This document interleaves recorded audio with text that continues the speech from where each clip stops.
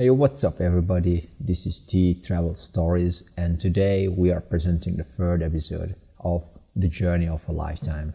I've been on the road for 10 years, and in that years I have visited nearly 100 countries. My dream is to visit all the countries before I turn to 35. I'm 29 at the moment. I was born and raised in Hungary, but I have left my home country 10 years ago. Guys, today's episode is somehow related to the second one, and in many levels it's related to the first one, which was, if you remember right, working on a river line, how I get out of this comfort zone and how I break the rules of traditionalism and conservatism. The second one was my summer in California in the United States. That led me actually further opportunities, which was actually going back to Hungary and drop all the non-obligatory classes and just focusing only on English language. It was a fucking great experience because now I was not only motivated but also inspired actually to get a higher level of English knowledge, to be more sophisticated, to be able to talk to people more and more, and admit the fact that just because I was born in Hungary, it doesn't mean that I gotta live and be buried in Hungary as well. Guys, today's episode is another second summer in the States actually, and this is the last summer I have spent in the States. And I'm not really sure what the future will be all about, but it really feels like that actually this is the last summer actually in the States for me. Why? Stay tuned, because I'm going to tell you soon. Guys, before we crack in, I strongly encourage you to check out my YouTube channel where I post different kind of stories, different kind of teachings there. I'm not really focusing on travel stories, I'm more focusing on social and personal evolvement, how I progress on the road, what are the major experiences, the major impacts on my life that put me in certain directions that help me to become the best me. And also I have an Instagram account. Every single second day I'm posting there pictures, travel stories, basically a nice shot which I was glad taking with a quick story that describes how I felt, what are my thoughts on corresponding to that picture. Over there, I really want you to get engaged with me, because this is how I know whether you agree or disagree with me. It's not important for me to have agreement from you, but it's important that we connect to each other, that I understand your point of view and you understand my point of view. I need you to give me the feedback. And speaking of which, I'm giving away a small book over hitchhiking. And today's episode is also partially going to be about hitchhiking. How I tried hitchhiking for the first time in the States. What did I feel? How did people perceive my idea on over hitchhiking? And actually that led me to this book, which 8 years later got written by me, and it's out there for free for everyone. I also have my Facebook page, TeePolgar, facebook.com/TeePolgar. Wow, tricky, eh? There I'm giving away some inspirational quotes, just little haikus combined with my travel experience, travel stories, and also give you like short introductions of the YouTube channel, short introductions of articles, what I have written or I have been written about. Guys, I strongly encourage you to check out there, because if you are just on the bus, if you are in a hurry, you don't really have the time or the privilege to just spend quality time over my content, then Facebook will give you the opportunity just to get a brief overview, what's up with me, where I'm at the moment. Guys, stay tuned, because now I'm cracking in with the story.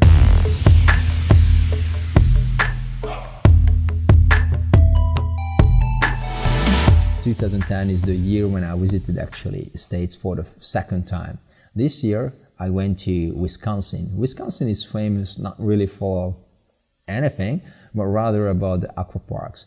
Wisconsin Dells, not so far from the capital, Madison, and this city, or village rather, is just a place, the capital of the aqua parks in the United States. After giving some serious thoughts of my next summer experience, I ended up coming across this information, working as a lifeguard in Wisconsin, the biggest aqua park in the States. And guess what? I think I had like a Skype interview with one of the managers from there, and they dig that. They dig my face, they dig my English, they dig my enthusiasm, And of course, I told the bullshit story that, yeah, I just want to go there for the summer. Don't be afraid. I'm not a bloody immigrant. I just want to get the visa. I'll go there 3 months, travel around a bit. And after the 4th month, just get back to Hungary to keep crawling and hustle in the higher education. Anyways, I got the visa. I got the job easy as I already had the routine. I bought the flight tickets because this year, unlike the previous one, if you remember right from the previous episode, I had to buy it by myself. And for this, I had to ask some money. I think it was my grandfather who hooked me up some cash, and it allowed me to purchase the flight tickets up front, way up front, so I could decrease the price. However, this made me in a debt. What kind of like made me enthusiastically working throughout the summer, no fucking around, just straight up shifts, take 7 days of the week as much as possible so I could make the quick buck and the big buck, if I say. And as we arrived there, I ended up meeting with, was it 2? Yeah, actually, I ended up working with 2 other Hungarians. It was a thrilling summer, guys. I loved it big time because those 2 Hungarian folks are just crack up funny. One of them came back for the 2nd time, and the other one was there for the 1st time. They were like sort of best friends, not sort of, they were best friends, and therefore they were in one room and I was in another room with. I was alone, so I could have my romantic days by myself. What? And yes, I did have, because back then, for the first time in my life, and sort of the last time as well, I went into a long distance relationship. What that means that actually you do nothing, you get nothing, but again, you do nothing. And in the States, as a white East European, it's kind of a struggle, kind of a sacrifice, capital sacrifice, which I was happily making it because I was in love and I found the one, and who I'm in love and all over us.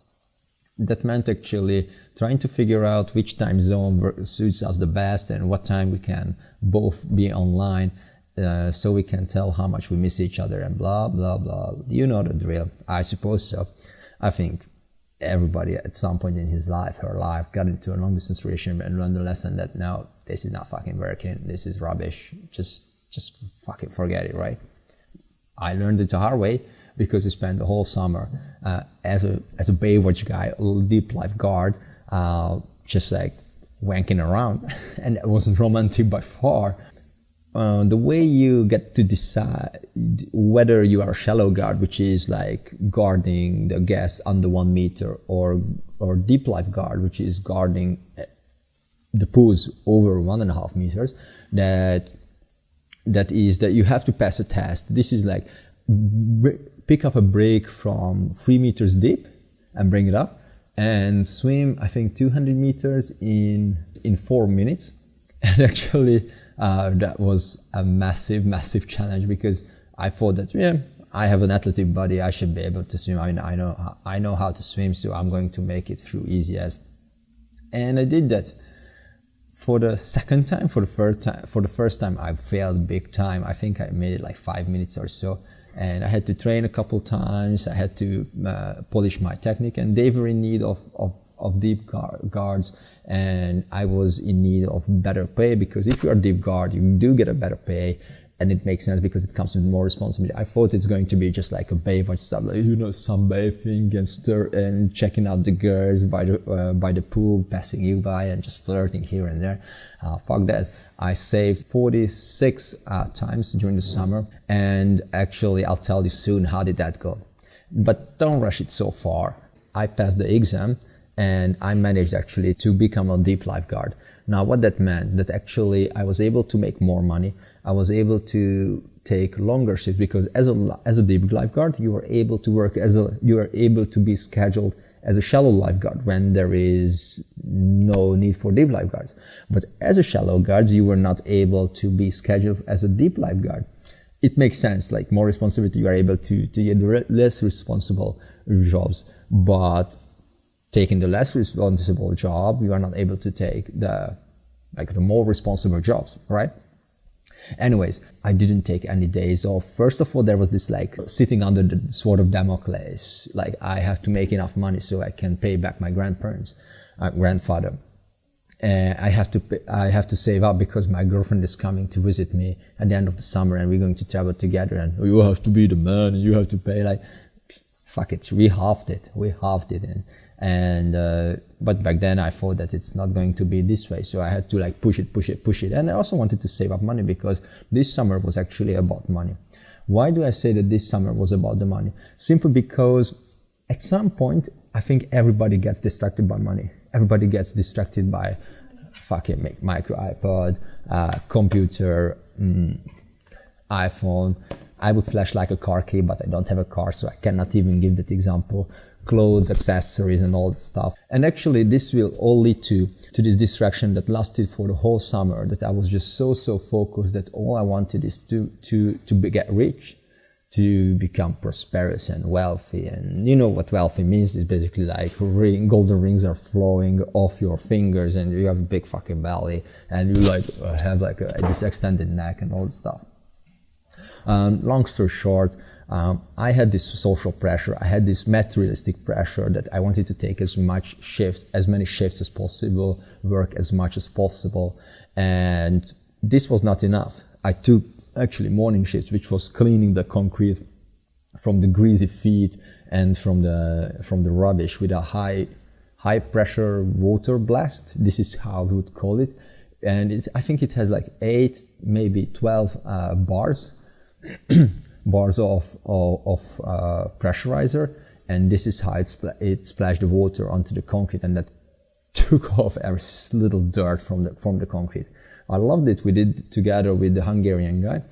We got there early in the morning and we stayed there late in the evening, and we were lucky because all the leftover food, which was not sold by the buffets, by the cafes, they left it over there. They left it in the warmer where they heated up the pretzels, where they heated up the cheese, so the cheese was still melted and we could eat the pretzels. I think I ate like 10 to 15 kilos pretzels each week because it was free.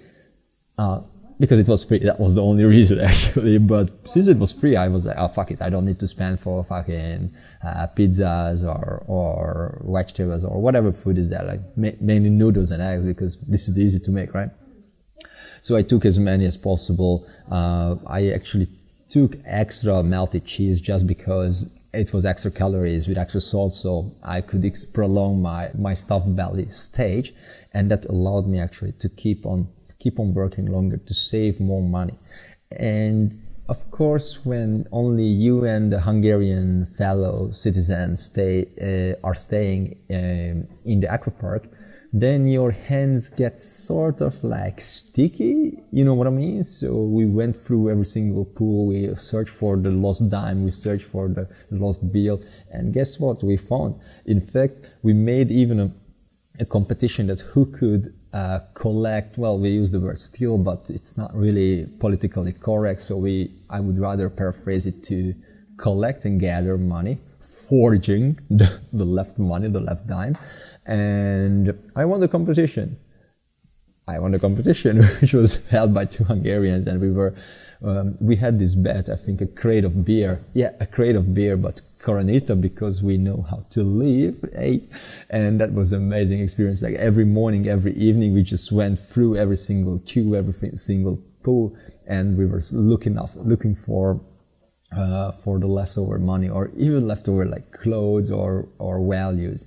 My mate found an iPhone, I think, at some point, and whether he gave it back or took it, probably he gave it back, but for the sake of story, he steal it, the motherfucker. Let's steal it, eh? Anyways, who am I to judge? Probably I would have done the same, I don't know. But for the sake of story, I would have returned it because I'm such a nice guy. So anyways, we were working 7 days a week, from 8 in the morning till 8 in the evening. We had, I think, like 1 hour long lunch break, and other than that, we were working on a rotation base. So you have the pool, and the pool has like a number of spots, let's say 6 spots. So we were working 7 of us. Alright, so the way it works that you have the pool, and around the pool there are, let's say, like 6 stations, and that means that 7 of the deep guards were working around the pool. So 6 stations for 6 lifeguards, and the 7th are on a break, and you go around and you like sort of rotate around from A to B, B to C, and so on. And the seventh station is the rest station when you have your lunch break. That lasts for 30 minutes. So each station was 30 minutes long. And then afterwards you had to swap, and so the lunch break guy came back to A, and once they swapped, then the A guy went to the B and the B guy, and so on and so on. So it was pretty interesting and pretty good. It worked out fairly well. We hardly ever got tired. Well, let's face it, you have to put the sunscreen on, and that's all you have to do. There are some fucks who cannot swim, and they think that just because they paid the full $40 entry fee, it entitles them to be a dickhead and slide in the tube, which takes you down to a 12 feet deep water without knowing actually how to swim. So that's kind of like suicidal, but hey, I paid the $40, so you better fucking jump and save my ass. And we did it all the time. In fact, there was this one story during the summer where I was working. I wasn't at that pool back then, but I was there. But I was told that there were three, whatever the nationality Indian, of these people, but three of them were like sort of competing who can slide down the tubes, three tubes next to each other, same length, same depth, same everything. So it's really good for competition, but competition among the people who know how to swim, because it leads to 12 feet deep water. And whatever the people came, then we always had to warn them that, hey, you know how to swim, blah, blah, blah. And there were three fuckers who had no idea how to swim. One somehow had a grasp idea what to do and how not to fucking kill himself. But nevertheless, we warned every single one of them. And my mate, it's responsibility for one person only, the three tubes, because usually people know how to swim if they go down to 12 feet deep water, right? And these guys, we couldn't let them down at once, because after a while you start realizing what's the nation, what's the nationality, what's the kind of person who will be saved by you, and whether it's racism or not, whether it's discrimination or not, I leave it up to you.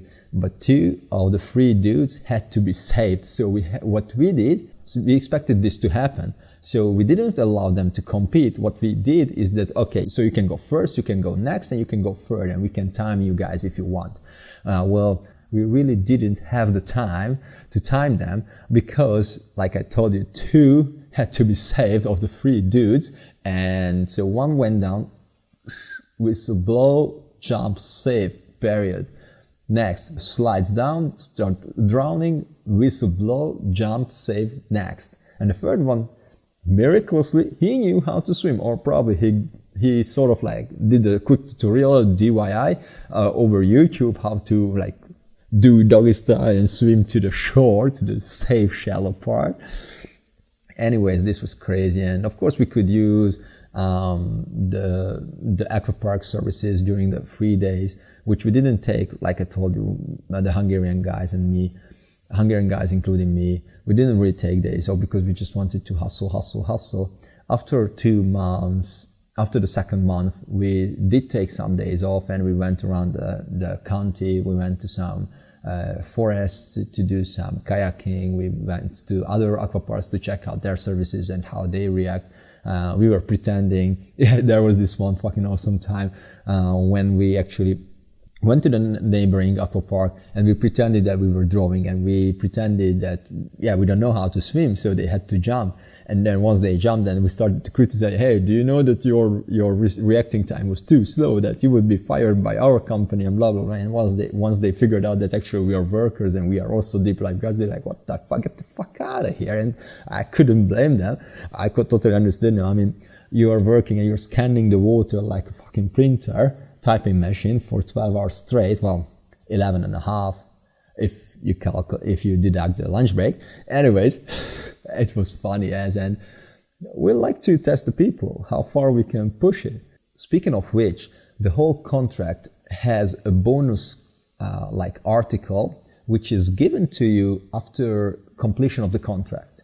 And if you don't complete the contract, even with 1 day, then your whole bonus is gone. And we are talking about like $500. And that's a lot of money, guys. Whether you are in the States, whether you are in the States, whether you are in Australia, but especially if you're from East Europe, that's a big fucking money.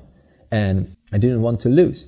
But, and here comes the long distance relationship spelling the curse, that my love decided that she can fly on the time, like I think 3 days before my contract would have ended. And of course, you are the Romeo, you gotta do what you have to do, which is in Chicago. And for that, you have to leave the company. And that led me to giving up on my bonus. I was so fucked up angry. I was really, really angry because it's $500. And of course, the girl like, yeah, that's the minimum at least you can do after you leave me here in fucking Hungary for the summer and you're just enjoying the summer with your cool international folks.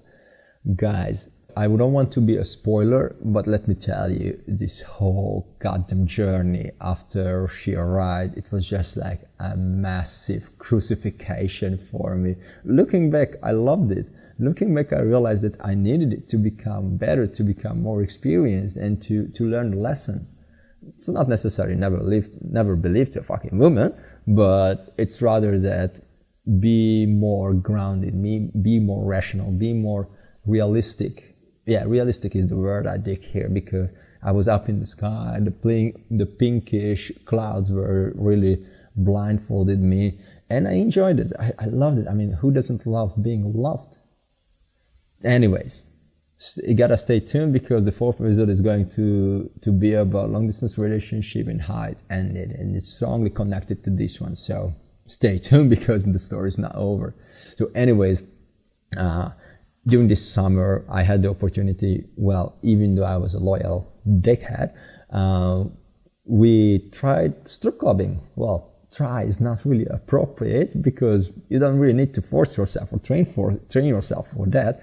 We just did that. We just went to a strip club and duty bar, we could say that, and it was damn amazing. I loved it. I mean, you pay 10, maybe $15 for entry, you get to drink a beer, and you just gotta give like $1 bills, and they push their tits in your face, they shuffle their ass in front of your eyes.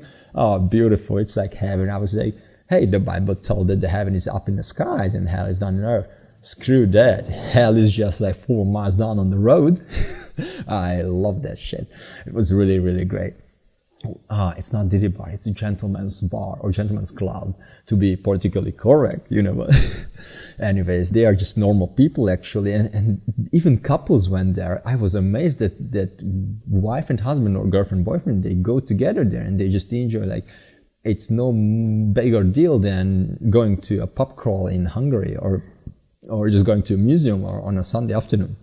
It's super comfortable. It's super natural, it's super accepted. Nobody's going to blink an eyelid if you tell that, yeah, what did you do yesterday? Yeah, fuck yeah, I went to the Diddy Bar down on the road. So my conception over a number of things did change again during that summer, and I'm so grateful for every single experience, whether it was a hardship or a completely positive experience. So amazing summer one more time.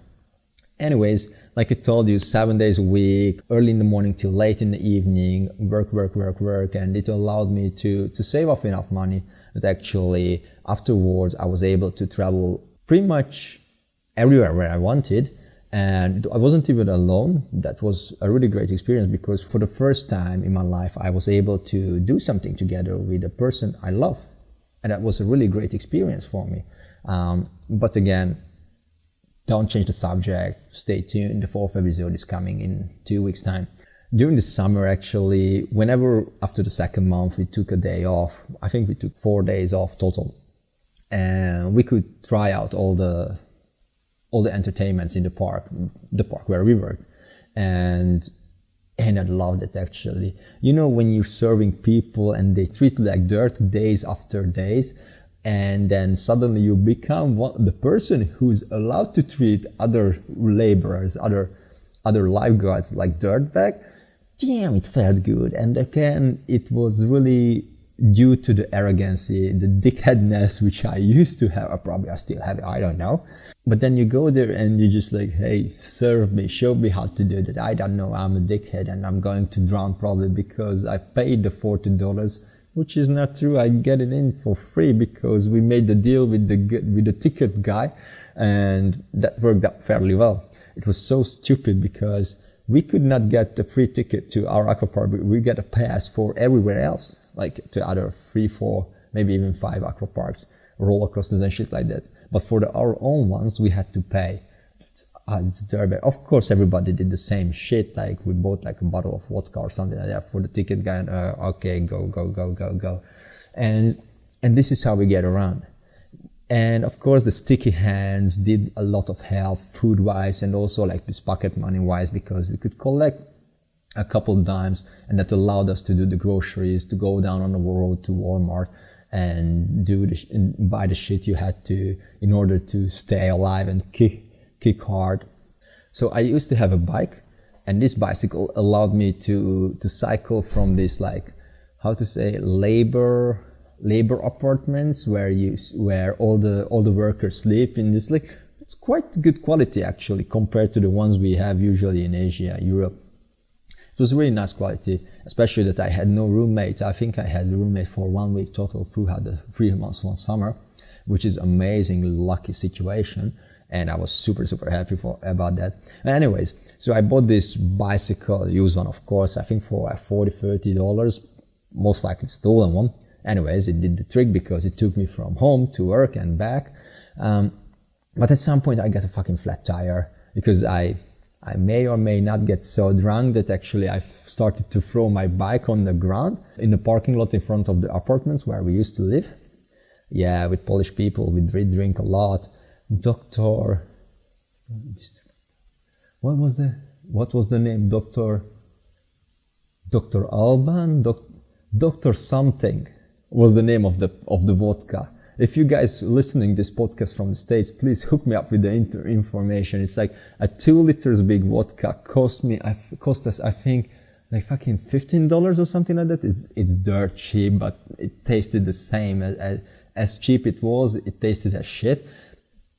And we drank it like every second day. We scolded with the Polish people, Hungarian, Polish, 2 good friends. They fight together, they drink together. Used to say, still do probably.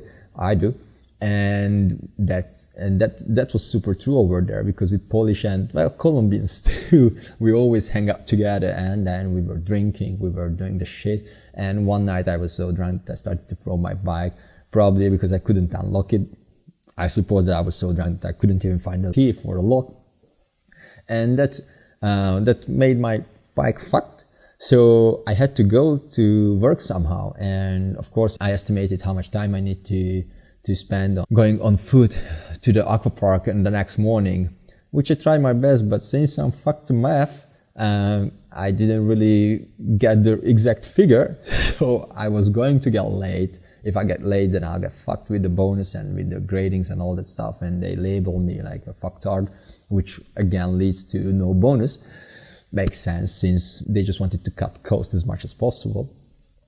Anyways, so as I was going to be late, I used my phone for the first time overseas, and it was just a couple miles down on the road, but they took me, and then I started to ask, hey, I heard by the way from the news that people who are hitchhiking psychos, and why did it help me? Yeah, because you look super stressed, and I'm pretty sure that look in your bag that you are working for one of the aquaparks, and I don't want you to get fucked because of not being able to arrive on time. And I was like, fuck yeah, cool people around on the streets. Hey, I loved it. It was a huge help for me, and a big shout out for the dude who picked me up, and the day after a lady who picked me up, because I just couldn't get used to the experience that I'm fucking up the time estimation. So I was going to get late the day after as well.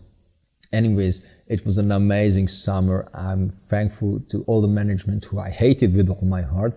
I'm thankful all the Colombians and Polish people who were working with me. I love them, and they helped me to evolve so much, because if you remember, just 2 years before, I was a hardcore religious person. I was a hardcore Christian, a hardcore giving up on happiness, because if you have fun, then you will burn. So I still had to like open my wings and learn how to fly. And that these people from Poland, from Colombia, and those 2 Hungarians, they helped me actually to evolve, to become the free person, the person I am now. And of course, it wasn't the ultimate destination back then. I just wanted to get drunk, which I kind of did well, I would say, and it allowed me to make friendships that even last now. One of the Colombians, I got really well acquainted, and over there we didn't really talk much, but we were cool, and he was a deep lifeguard, so in a number of cases we were scheduled together and we talked and we made some jokes and we were kind of on the same page. But I think 6 years later, we went to Ironman in Nice, France together, and you don't expect to make friends during the summer holiday because, keep in touch for sure. And then you come to my place and then you come to your place. Then you come to my place and shit like that, which is all bullshit. We know it's not going to happen, but we just keep selling the illusion because this is what society expects from you to be nice and promise the jack shit, promise the impossible, which you always do anyways because you want to be nice. You want to be liked by others, don't you? I'll leave this question's answer for yourself. So after a number of parties, after a number of days off, after a number of hitchhiking experiences, I think I got richer, even richer. And this is the reason why I have to repeat myself as I did previously. Guys, work holiday, there are a number of opportunities for every single nationality as well. Probably not in Africa, but most likely most of the listeners could find an opportunity, whether it's in the States, Canada, South America, Australia, New Zealand, South Korea, whatever is there. I'm pretty sure you can find your opportunity. Check out the immigration policy over there. How can you obtain a work holiday visa? It's going to be a mind changer and a game changer even. And what I mean by this is that you're going to see the whole world different. You're going to perceive the people different. And once you do this, I guarantee you one thing. You cannot go back no more. What you're going to do is actually just be on an autopilot and be addicted to adrenaline, be addicted to new experiences, be addicted to traveling, and be addicted to not being attached to anything. Because then you realize that actually everything is temporary in our lives, and that will allow you to be more focused on your future dreams. And you are able to let things go much easier because you understand that people come and go in your life the same as possessions. That you break your phone, you're not going to be crying and bitching over that for days. You're just like, hey, fuck it, probably I gotta work harder to get another one, shittier one, because you understand at some point that iPhone is not the ultimate destination, it's not the ultimate happiness, which I didn't understand back then.